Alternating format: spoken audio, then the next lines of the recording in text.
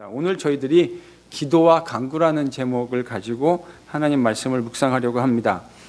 4월 8일 날 에베소서 1장 1절에서 6절을 가지고 처음 에베소서 강해 설교를 시작했으니까 오늘로 11월 마지막 주 정확하게 만 8개월을 저희들이 에베소서를 묵상했습니다. 물론 이제 중간에 몇 번씩 빠진 주들이 있었죠. 사경회라든지 또 제가 휴가 가고 하는 것들이 있었지만 제가 카운트해 보니까 만으로 7개월을 저희들이 에베소서를 묵상해 왔더라고요. 오늘이요, 에베소서 본문 강의로는 이제 마지막 시간입니다. 제가 아마 다음 주에 에베소서를 전체를 여러분하고 다시 우리의 마음속에 신비에 새기는, 에베소서에서 바울이 도대체 무슨 얘기를 한 거냐, 7개월을 설교를 했는데 성도들의 마음속에 에베소서의 핵심이 마음에 남아있지 않는다면 저는 되게 슬플 것 같아요. 그래서 이제 다음 주에 에베소서 총정리, 총결산하는 시간을 가지겠습니다. 그러나 이제 본문 강해로는 오늘이 에베소서의 마지막 시간입니다. 오늘 본문 이야기에서 바울은 에베소서의 마지막 이야기를 기도에 대한 이야기로 종결하고 있습니다. 기도, 우리가 하루에도 몇 번씩 하는 거 아닙니까? 아침에 일어나서 잠시 눈을 떠서 기도를 하고요. 또 두 끼를 드시는 분은 2번 기도하실 거고, 3끼를 드시는 분은 식사 기도를 3번 하실 거고, 잠자기 전에 하나님께 잠시 또 눈 감고 저희들이 기도하게 될 거고요. 그 외에도 하루를 살면서 우리들의 마음속에 무시로 때에 맞춰서 마음에 기도해야 될 제목들이 생각날 때마다 저희들이 기도하지 않습니까? 또 여러분이 아마 기도의 시간을 정해놓고 여러분의 습관대로 기도하시는 것들이 있을 겁니다. 그런데 오늘 사도 바울이 기도에 대한 이야기를 하고 있거든요. 과연 사도 바울은 기도에 대해서 무슨 이야기를 하고 있는가? 저희들이 함께 귀를 기울여 볼 수 있는 시간이 될 수 있었으면 좋겠습니다. 바울 사도는 성도들의 삶을 전투에 비유했습니다. 그리스도께서 이미 악한 마귀에게 승리하셨습니다. 그래서 만들어진 것이 새로운 창조의 세상이다. 바울이 2장에서 그런 이야기를 하지 않았습니까? 그렇지만 여전히 우리는 우리에게 남겨진 예수 공동체인 교회의 싸움이 남겨져 있습니다. 그래서 이 남겨진 우리의 싸움을 우리가 승리하기 위해서 사도 바울은 우리가 전신갑주를 취해야 된다라고 그렇게 이야기했습니다. 그런데요, 이 전쟁에서, 이 전투에서 우리는 마귀의 전술을 좀 잘 이해할 필요성이 좀 있을 것 같습니다. 제가 계속해서 사도 바울이 이야기하는 마귀의 전술의 핵심이 무엇이라고 그랬습니까? 우리로 하여금 하나님 백성다운 모습을 상실하게 만드는 거예요. 우리가 하나님 백성인데요, 그리스도 예수를 믿음으로 말미암아 새롭게 지으심을 받은 하나님의 새 창조의 백성인데, 그런 우리의 정체성을, 우리의 아이덴티티를 망각하고 상실하게 만드는 것, 이게 뭐라고요? 이게 마귀의 전술입니다.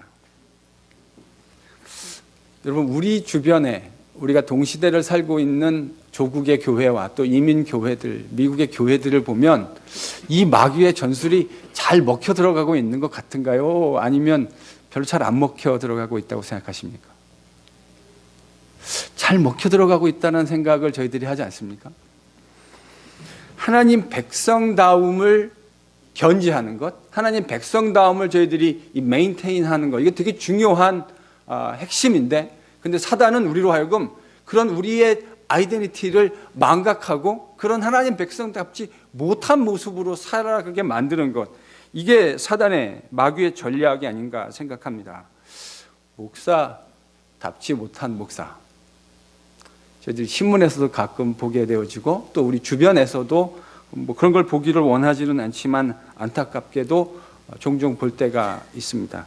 목사답지 못한 목사만 보는 게 아니고요, 성도답지 못한 성도들도 참 심심치 않게 볼 수 있는 것 같습니다. 바로 이게 악한 마귀의 전술입니다. 이것을 대적하기 위해서 사도 바울은 성도들이 무엇을 입어야 된다고 말했습니까? 하나님의 전신갑주를 취해야 한다고 이야기했습니다. 그런데 주목할 만한 것은요, 오늘 바울은 마귀와의 전투에서 하나님의 전신갑주를 취하라고 하는 권면을 마치고 난 후에 본문 18절에서 바로 기도에 관한 권면을 이어가고 있다는 사실입니다. 18절을 같이 한번 읽어보겠습니다. 바울은요, 자기가 가장 오랫동안 목회했던 에베소 교회 성도들에게 지금 권면을 하고 있는데요. 기도하라고 권면합니다. 근데 바울이 성도들이 매 순간 어디 안에서 기도하라고요? 성령 안에서 기도와 간구를 통해 하나님께 기도하라. 이렇게 지금 권면하고 있습니다. 매 순간 성령 안에서 기도와 간구를 통해 하나님께 기도하라. 여기서 기도라는 말과 간구라는 말이 등장합니다. 기도라고 바울이 이야기한 이 단어는 우리가 일반적으로 성경에서 기도를 얘기할 때 가장 많이 사용되는 바로 그 단어입니다. 그 다음에 이제 바울이 간구라는 말도 사용했어요. 근데 이 간구라고 하는 데시스라고 하는 헬라 말은 어떤 의미를 담고 있냐면 기도 가운데에서도 특별히 여러분 저희들이 하나님께 무엇을 요청하는, 때로는 탄원하는 이런 이제 기도들을 할 때가 있지 않습니까?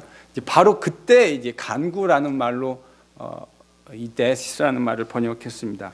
그래서요, 많은 영어 번역본들이 이 간구라고 하는 단어를 어떻게 번역했냐면 주로 제가 보기에 아마 이 세 단어로 주로 번역된 것 같아요. supplication. 그다음에 어떨 때는 이걸 petition이라는 말로도 번역했고요. 또 어떨 때는 이걸 request라는 말로도 번역했습니다. 그러니까 우리가 하나님께 원하는 것들을 리퀘스트하거나 또 우리가 마음속에 하나님께 해야 할 어떤 탄원들이 있을 때 바로 이 단어, 간구라는 단어가 사용된 거죠. 바울은 그렇게 이제 기도와 간구로 하나님께 기도하라고 권면을 하고 난 후에 바로 그 18절 하반절에서 그렇게 기도하기 위해서 깨어 있으라고 하는 권면도 하고 있습니다. 사실 18절의 번역을 보면요, 이 다소 애매하게 좀 번역이 돼 있어요.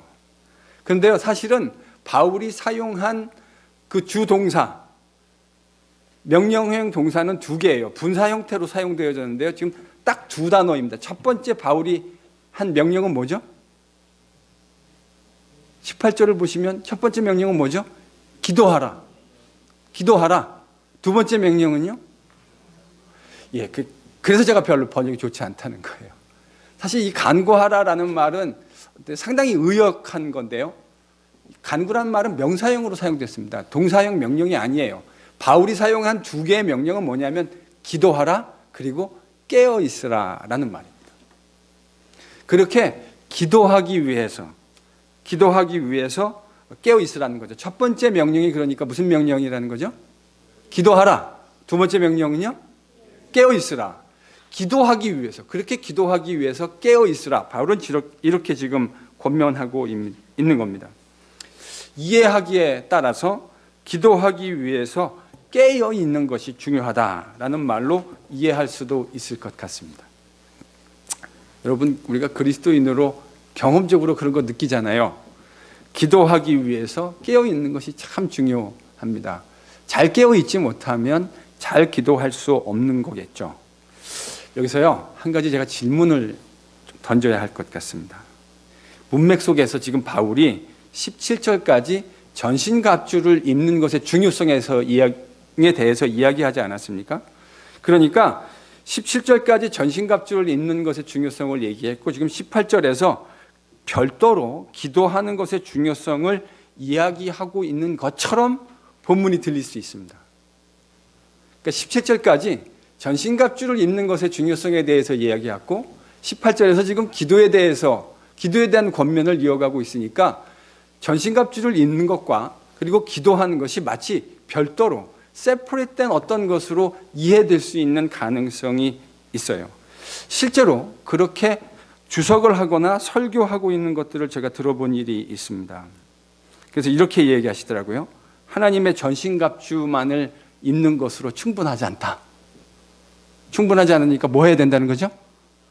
기도해야 된다. 이렇게 이야기하시는 거예요.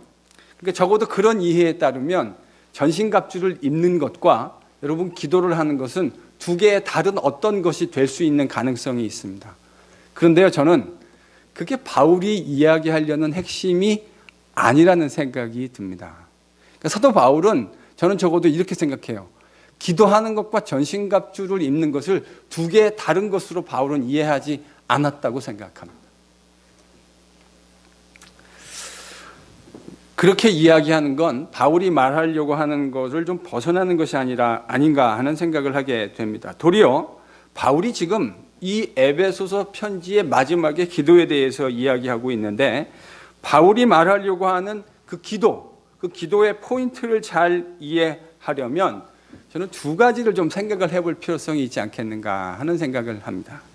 첫 번째로는요, 바울이 지금 악한 마귀와 예수님을 믿는 교회인 예수 공동체의 이 싸움을 전쟁이라는 그림 언어를 통해서 설명하고 있지 않습니까?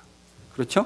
전쟁이라는 그림 언어를 통해서 설명하고 있는데, 그래서 이 전투에서 잘 싸워서 패하지 않고 마지막 날에 잘 서기 위해서 하나님의 전신갑주를, 그러니까 전투로 병사들이 입어야 하는, 군인들이 입어야 하는 그 전투 갑옷을 입으라고 지금 이야기하지 않았습니까? 저는 기도에 대한 권면도 바로 이런 전투라고 하는, 전쟁이라고 하는 것을 머릿속에 그리고 저희들이 좀 이해해야 되지 않을까 생각합니다. 물론 지금 바울이 이야기하는 전투라고 하는 것은 고대의 전투입니다. 칼과 창과 활을 가지고 싸웠던 그런 전투들이죠. 오늘날의 첨단 무기 전투하고는 분명히 차이가 있는 것이 틀림없습니다. 근데 여러분이 전쟁 영화 같은 것들을 저희들이 보게 되어지면 이런 그림들이 간혹 등장하지 않습니까? 전방의 부대가 적군들과 함께 전투를 수행합니다. 근데 이제 그 포탄이 날아가고 총알이 왔다 갔다 하는 그 전투의 현장에서 이런 사람들이 꼭 나오잖아요. 무전병들이 나오잖아요. 무전병들이 후방에 있는 본부와 교신하는 이런 장면들이 나오지 않습니까? 교신 내용은 뭐죠? 뭐 이런 거예요. 내용들이. 우리가 지금 전투를 하고 있는데 그 공군이나 해군의 어떤 지원 사격이 필요합니다. 내지는 혹은 당장 지금 전투를 하고 있지 않는다고 한다면 필요한 어떤 보급품들. 여러분, 전쟁에서 이 보급품의 공급이 얼마나 중요합니까? 이거 없으면 아무리 용맹한 군인이라 하더라도 절대로 전쟁에서 승리할 수 없습니다. 그래서 영화 같은 데 보면 이제 그런 장면들, 그 후방과 교신하면서 전투를 수행하고 있는 그런 장면들이 심심치 않게 등장합니다.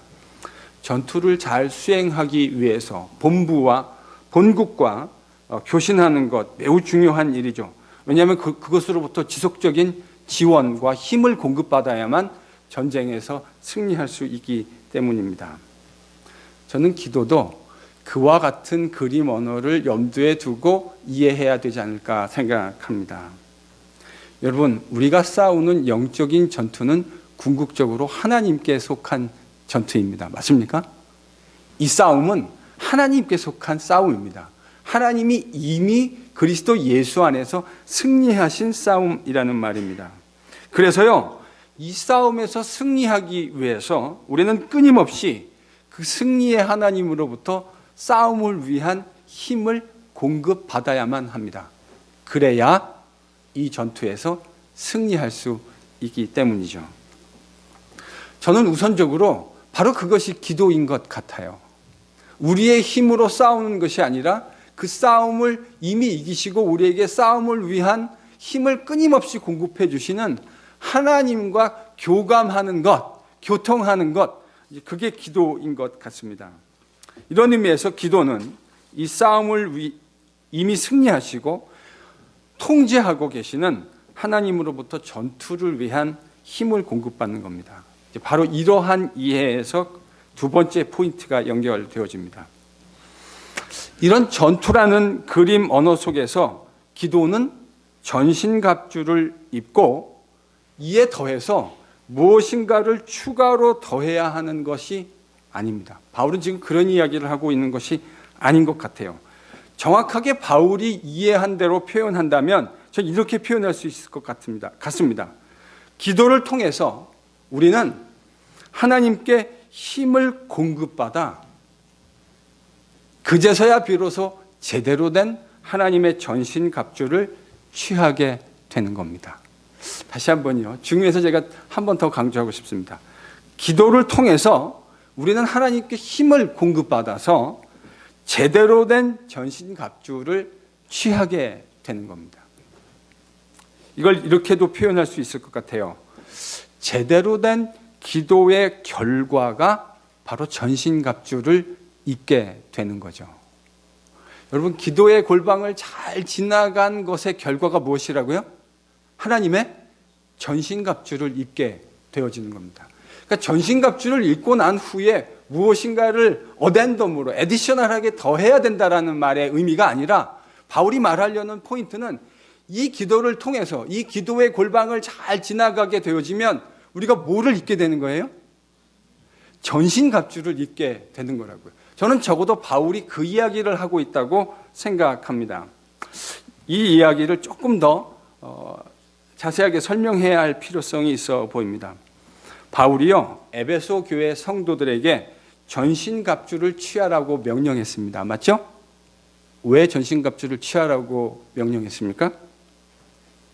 마귀와의 영적인 전투, 그 싸움을 잘 싸우고 마침내 서기 위함입니다. 이거 참 재밌는 표현이죠. 싸운 후에 엎드려질 수도 있는데, 싸운 후에 엎드려지지 않고 서기 위해서 전신갑주를 입으라고 바울은 우리에게 권면했습니다. 그렇다면 중요한 건요, 이 싸움의 성격입니다. 우리가 마귀랑 싸울 때 우리의 싸움은 혈과 육에 관계되어진 물리적 싸움이 아닙니다. 그러면 우리의 싸움은 어떤 싸움이죠? 악한 사단과의 영적인 싸움이에요. 근데요, 이 영적인 싸움의 핵심이 무엇이죠? 다른 말로 하면 마귀가 우리와 싸울 때 그가 사용하는 핵심 전술이 무슨 전술입니까? 이렇게 표현할 수 있을 것 같아요. 기만 전술. 우리를 속이는 거죠. 그래서 우리를 답지 못하게 만드는 거죠? 하나님 백성답지 못하게 만드는 것. 이게 사단이 사용하는 핵심 기만 전술인 것 같습니다. 저는 이게 사단의 전술이라는 생각을 합니다. 그러니까 여러분, 전신갑주를 잘 입으면 어떤 결과가 나오게 되는 거죠? 사탄의 기만 전술에 더 이상 속지 않고 하나님 백성다운 모습을 표현할 수 있게 되는 거죠. 그러니까 여러분, 전신갑주를 잘 입는다는 것의 결과는 어떤 결과가 나타나는 거예요? 하나님 백성다운 모습을 가지게 되는 겁니다. 사탄은 그 기만 전술로 우리로 하여금 하나님 백성다움을 상실하게 만들고 우리가 전혀 하나님 백성답지 않게 만들려고 하는 거잖아요. 그게 사단이 펼치고 있는 전술이라고요. 그러니까 바울이 얘기한 대로 영적인 하나님의 전신갑주를 잘 입은 사람들은 어떤 결과를 만들어내게 되는 거죠? 하나님 백성다움이 어떤 것인가를 보여줄 수 있게 되는 겁니다. 그래서 목사는 하나님의 전신갑주를 잘 입으면 어떤 사람처럼 행동하게 되는 거죠? 목사다운. 목사가요, 하나님의 전신갑주를 잘 입으면 목사다운 목사가 됩니다. 성도가 하나님의 전신갑주를 잘 입으면 어떤 결과가 나올까요? 성도다운, 거룩한 도를 따라가는, 그리스도 예수의 도를 따라가는 사람의 삶의 모습 속에 맺혀야 할 열매들이 맺히게 되는 거죠. 저는 이게 바로 주님의 뜻이고, 기도가 바로 그러한 목사다움과 하나님 백성다움을 만들어내는 전신갑주를 착용하게 만드는 가장 핵심적인 일이라고 저는 생각을 합니다. 그래서 이게요, 기도가 전신갑주를 취한 후에 추가적으로 무엇을 해야 되는, 그건 바울이 말하려는 포인트가 저는 아니라고, 그렇게 얘기하면 바울이 말하려는 걸 저는 미스프리젠트 하는 거라고 생각합니다. 그래서요, 기도는 전신갑주를 취한 후에 수행해야 하는 무엇이 아니고 바로 기도야말로 우리로 하여금 제대로 된 하나님의 전신갑주를 입게 만드는 것입니다. 저는 그게 바울이 오늘 말하려고 하는 포인트라고 생각해요. 그래서 기도를 통해서 우리는 하나님의 전신갑주, 다른 말로 하면요, 하나님 백성다움이라고 하는 것을 가지게 되는 겁니다. 제 말이 아니고 바울이 저는 그 말을 하고 있다고 생각해요. 이 말이 성립을 하려면 바울이 적어도 무슨 이야기를 해줘야 되냐면, 기도의 결과가 전신갑주를 취하는 것이다. 기도의 결과가 전신갑주, 즉 하나님 백성다움을 나타내게 되는 것이다 라는 이야기만 바울이 이야기해주면 제가 지금 한 말이 거짓이 아닌 것이 증명이 되겠네요. 저는 정확하게 바울이 19절, 20절에서 그 이야기를 하고 있다고 생각합니다. 여러분 19절, 20절을 같이 읽습니다. 자, 지금 바울이 하는 말을 여러분 잘 생각해 보십시오. 제가 지금 뭐라 했냐면, 기도라는 것이 전신갑주를 취한 후에 우리가 애디셔널하게 무엇을 하는 것이 아니다. 기도야말로 바로 전신갑주를 취하는 것이다. 즉 전신갑주를 취한다는 게 뭡니까? 하나님 백성다운 모습, 기도를 통해서 하나님 백성다운 모습을 가지게 되는 것. 그러니까 여러분, 바울이 기도의 결과로 하나님 백성다움이란 말을 이야기하게 되면 지금 제가 한 말이 거짓이 아니라 진짜라는 게 성립이 되는 거겠네요. 맞습니까? 19절, 20절을 같이 생각해 보겠습니다. 바울이 지금 19절에서 자기가 가장 오랫동안 목회했던 에베소 교회 성도들에게 기도 부탁을 합니다. 맞습니까? 중보 기도를 부탁하고 있는 거예요. 그런데 그 기도 부탁의 내용이 무엇이냐면, 하나님께서 나에게 말씀을 주셔서 내가 입을 열어 그 복음의 비밀을, 복음의 그 크고 아름다운 비밀을 가감 없이 잘 증거할 수 있게 저를 위해 기도해 주십시오. 이렇게 바울이 기도하고 있습니다. 그게 19절이에요. 20절 내용은 이런 거죠. 자기가요, 바로 그 일을 위해서 사도로 갇힌 자가 되었다라고 이야기하고 있는 것 아닙니까? 무슨 말이죠? 풀어서 이야기하면 이런 이야기가 될 것 같습니다. 자신은 사도인데 하나님의 복음 증거, 그 복음의 비밀을 전하기 위해서 지금 사도로서 감옥에 갇혀 있습니다. 근데 바울이 갇힌 상황에서 에베소 교회 성도들에게 중보 기도를 요청하는데 이렇게 구하지 않았어요. 사랑하는 에베소 교회 성도 여러분, 제가 감옥에서 지금 많이 힘듭니다. 그러니까 빨리 이 감옥에서 제가 나갈 수 있도록 기도해 주십시오 라고 중보 기도를 부탁하지 않고요. 사도 바울은 자기가 사도이며 그 사도로서 마땅히 행해야 할 복음 증거의 사명을 제가 잊지 않고, 사도됨의 본분을 잊지 않고 제가 그것을 기억해서 하나님께서 저에게 말씀을 주시고 그 말씀을, 복음 증거의 사명을 제가 잊지 않고 감당할 수 있도록 기도해 주십시오. 이렇게 지금 기도 부탁한 겁니다. 이게 무슨 기도 부탁일까요? 저는 이렇게 요약할 수 있을 것 같습니다. 제가 사도입니다. 주의 복음 증거를 위해 부름받은 사람인데 제가 감옥에 갇혀 있습니다. 이 감옥 속에서도 제가 위축되거나 두려워하지 않고 담대하게 하나님의 말씀, 즉 사도로서의 제 사도됨을 잊지 않는 본분을 지켜갈 수 있도록 기도해 주시기 바랍니다. 여러분, 지금 사도 바울이 이야기하는 기도, 중보 기도의 결과가 무엇입니까? 사도다움을 유지해 가는 겁니다. 내가 하나님이 사도로 복음 증거를 위해 불러주셨는데 여러분의 기도를 통해 제가 전신갑주를 잘 입어서 사도로서의 제 본분을 망각하지 않고 어디에 있든지 어떤 상황에 처하든지 그 일을 잘 감당할 수 있도록 기도해 주십시오. 지금 사도 바울은 그렇게 기도 부탁을 하고 있는 겁니다. 그러니 기도는 전신갑주를 취한 후에 우리가 또 하나 해야 하는 그 어떤 것이 아니라 바로 기도야말로 하나님의 전신갑주, 즉 하나님 백성다움을 드러내고 우리로 하여금 하나님 백성답게 만들어주는 바로 핵심적인 내용이라는 사실을 저희들이 분명하게 보게 되는 겁니다. 여러분, 이 기도의 골방을 잘 통과한 목사는 목사다운 모습을 계속해서 견지할 수 있게 되는 겁니다. 여러분, 이 기도의 골방을 잘 통과한 성도들은 하나님 백성다운 성도의 모습을 견지하게 되는 겁니다. 그러니 기도란 하나님의 전신갑주를 취하고 난 후 우리가 또 취해야 하는 어떤 것이 아닙니다. 정확하게 이야기하면 이 기도를 통해서 우리는 하나님의 전신갑주를 제대로 입게 되는 겁니다. 믿으실 수 있는 은혜가 있기를 바랍니다. 오늘 이런 관점에서요, 우리의 기도와 간구를 좀 돌아볼 수 있었으면 좋겠다 하는 생각을 합니다.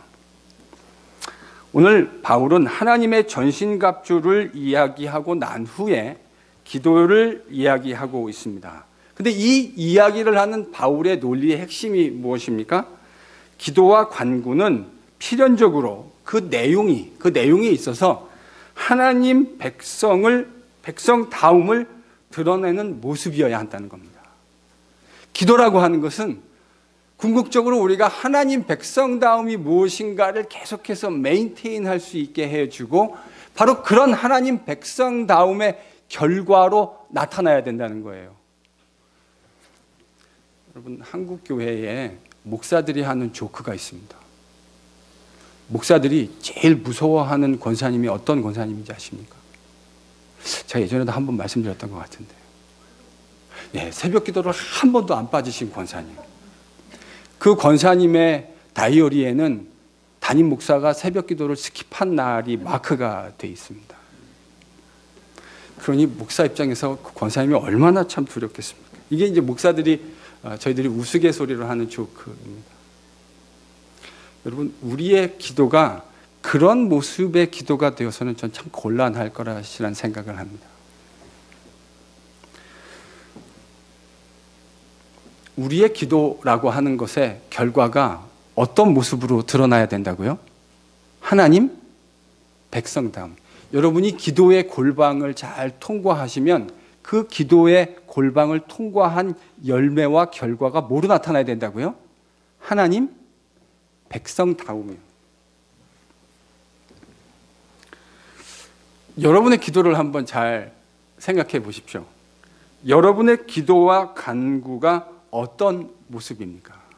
만약 우리의 기도와 간구가 여전히 세상적인 것만을 향해 있다고 한다면, 우리가 기도하는 그 기도의 관심사가 여전히 썩어버릴 세상에 있는 것들만을 향해 있다고 한다면, 저는 우리가 만약에 그렇게 하고 있다면요, 바로 우리가 정확하게 지금 마귀의 관계에 속고 있다고 하는 결정적인 증거가 된다고 생각합니다.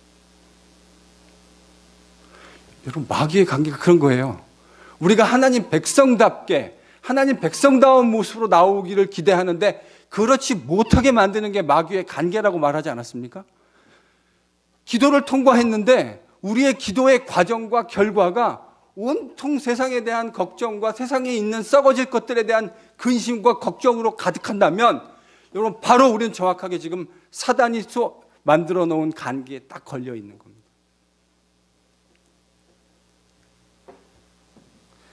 성경이 말하는, 오늘 본문 에베소서에서 바울이 말하는 성경적인 기도, 우리의 몸부림치는 기도를 통해서 마땅히 드러나야 하는 것은 무슨 모습입니까?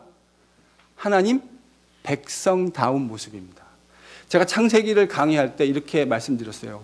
성도들이 누리는 축복은 세상에서 무엇인가를 더 많이 받아 누리는 것 아니라 그랬습니다. 여러분, 성도가 누리는 가장 영광스러운 축복이 무엇입니까? 하나님 백성으로 일컬음을 받고 그의 백성답게 살아가게 되어지는 것. 여러분, 이게 성도가 누릴 수 있는 가장 영광스러운 가장 큰 축복입니다. 믿으실 수 있는 은혜가 있기를 바랍니다.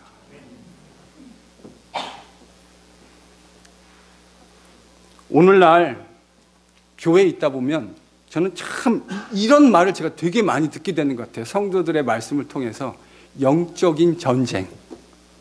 여러분들 그런 말씀 들어보시죠? 큐티를 하거나 뭐 같이 이렇게 쉐어링할 때 영적인 전쟁에 대한 이야기를 많이 하십니다.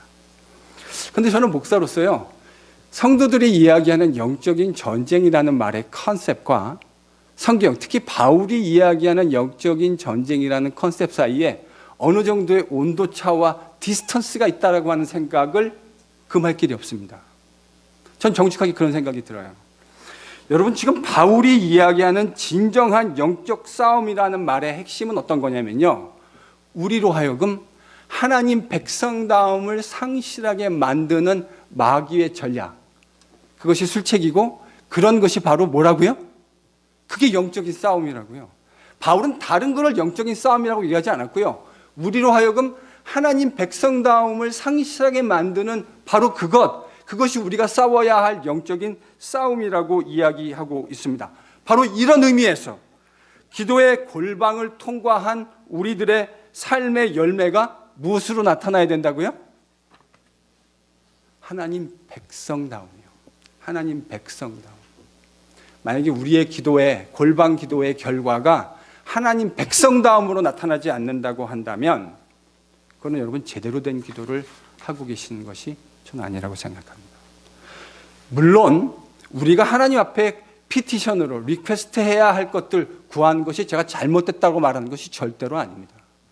그런데 그런 우리의 기도의 관심 자체가 하나님 나라에 대한 것과 온라인 되어 있지 않다고 한다면 바로 그것이 사단의 술책이라고 하는 것을 여러분과 쉐어하고 싶은 거예요.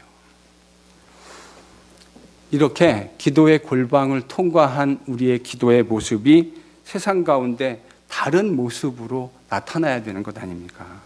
이것이야말로 오늘날 교회가 세상 가운데 보여주어야 할 모습이 아닐까 생각합니다.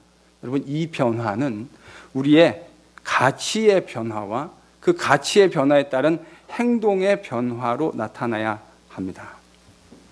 어떻게 하면 내 것 더 많이 모을 수 있을까 하는 관심에서, 어떻게 하면 내 것을 더 많이 효과적으로 나눌 수 있을까 하는 관심의 변화이고, 이 변화는 분명한 가치의 변화입니다. 여러분, 바로 이것이 하나님 백성다움의 모습입니다. 어떻게 예수 믿고 더 잘 먹고 잘 살 수 있게 되어질까? 어떻게 예수 믿고 내 자녀들도 나도 잘 먹고 잘 살고 내 자녀도 잘 먹고 잘 살 수 있게 될 수 있을까? 바로 그런 우리의 연약한 얄팍한 심리의 편승에서 그것이 마치 기독교 복음인 것인 양 허접한 기독교 복음을 이야기하는 이 천박한 기독교 복음이 울려 퍼지는 세상 속에서 하나님의 진정한 백성은 그리스도 예수 안에서 하나님이 이루어 놓으신 새 창조의 그 승리를 어떻게 이 세상 속에서 우리가 교회로서 함께 구현해내고 그 승리를 이루어낼 수 있을까를 고민하는 것. 여러분, 바로 이런 것이 가치의 변화입니다. 바울은 지금 기도를 통해서 그런 것들을 이루어내라고 우리에게 이야기하고 있는 겁니다. 바로 이러한 변화들은 기도의 골방을 통과한 성도들의 삶에 필연적으로 열매로 맺혀지게 되는 겁니다. 사랑하는 성도 여러분, 저는 마귀의 관계의 핵심이 이거라고 생각해요. 세상과 같아져. 어떻게 되라고요? 세상하고 똑같이 해. 뭘 너만 그렇게 특별한 것처럼 왜 그렇게 해? 다른 사람들 다 그렇게 하잖아. 다 그렇게 비즈니스하고 다 그렇게 적당히 거짓말하면서 살아가는 거야. 그게 너라고 뭐 별거 다를 거 있을 것 같아? 여러분, 늘 이렇게 사단은 우리에게 귀에다가 속삭여줘요. 근데 여러분, 기도의 골방을 통과하면 어떤 마음이 생기는지 아십니까? 처음에 기도의 골방에 들어갈 때는 그런 유혹과 그런 달콤한 이야기가 되게 달갑게 들렸는데요. 기도의 골방을 통과하는 그 과정을 지나가면서 주님과의 깊은 교제와 묵상의 기도의 시간을 통과하면서 어떤 마음이 생기냐면, 비록 그렇게 사는 것이 더 편하고 더 유익하다는 건 내가 알고 있기는 한데, 그리고 기도의 골방을 통과하면서 그런 마음이 불편해지기 시작합니다. 하나님이 용기를 주기 시작합니다. 괜찮아. 그렇게 하면 손해볼 것 같은데 때로는 손해봐도 괜찮은 거야. 여러분, 그런 마음을 가지면서 손해보는 것이 꼭 나쁜 것이 아니라고 하는 생각을 하게 되고요. 때때로 주님 때문에 손해봐야 된다고 한다면 나는 기꺼이 손해보겠다라고 하는 생각과 결단을 하게 되어집니다. 기도의 골방을 나올 때요, 사탄이 속삭이는 소리에 귀를 기울이고 그걸 따라가면요, 편안할지는 몰라요. 그러나 그 안에 기쁨과 감사와 넘쳐 흐르는 감격은 존재하지 않습니다. 그러나 주님의 음성 앞에 귀를 기울여 내가 세상과 달라지라는 주님의 말씀을 붙들고 내가 그렇게 살겠노라고 결단하고 나오게 될 때요, 여러분 다리에 두 힘에 불끈, 손에 두 주먹에 불끈하는 힘이 솟아나게 되는 거 아닙니까? 그래서 기도하는 거예요. 바로 그 이유 때문에 우리가 기도하는 겁니다. 세상은, 제가 다음 주에 이제 에베소서 총정리, 총결산 뭐 이런 거 다음 주에 아마 하게 될 텐데, 에베소서가 이야기하는 핵심을 한마디로 이야기하려면 저는 이렇게 이야기할 수 있다고 생각합니다. 우리는 새 창조의 백성입니다. 그래서 세상과 달라야 합니다.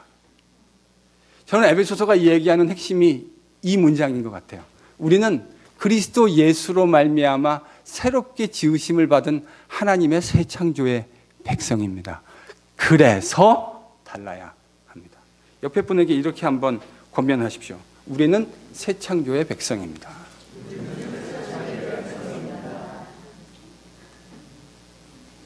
새 창조의 백성이라는 게 마음에 확 오시던가요? 우리는 새 창조의 백성입니다. 아직 안 끝났어요? 그래서 세상과 달라야 합니다.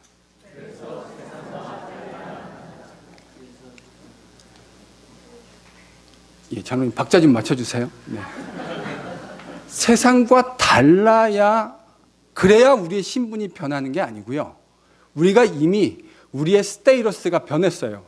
여러분, 우리가 예수를 믿을 때 우리 안에 하나님의 새로운 창조가 일어난 줄로 믿습니다. 그리스도 예수의 생명이 이미 우리에게 주어진 거예요. 그렇기 때문에 우리가 세상과 달라야 합니다. 아니, 예수의 생명이 우리에게 있는데 우리가 어떻게 세상하고 똑같은 방식으로 사고하고 생각하고 행동할 수가 있습니까?